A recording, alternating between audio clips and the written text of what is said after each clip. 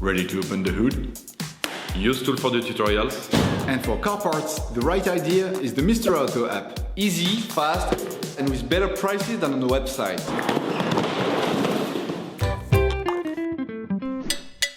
For this operation, get hold of the air filter that you will find in the video description.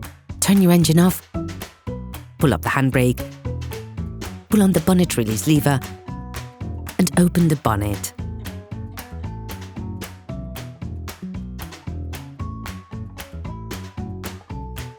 You should now be able to easily see the airbox to change the filter.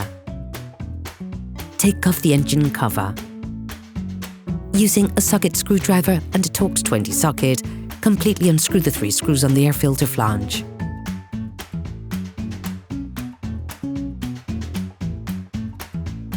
Lift off the flange. To take it off, incline it slightly and pull towards you.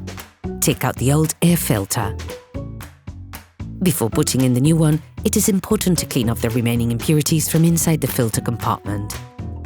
All parts used in this tutorial are supplied by our trusted partners. These partners also help us create as many video tutorials as possible. Check them out in the description below. Take the new filter. Compare the new filter with the old one to ensure that they're identical. Put the filter back in place. Ensure that the rubber washer goes into the right place. This will help you put the flange back on more easily. To put the flange in, incline it so that the interlocking studs go in first. Then push it in so that it presses against the filter compartment.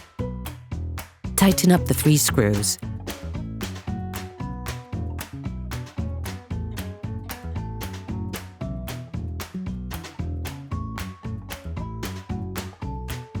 Finally, put the engine cover back in place. Operation completed.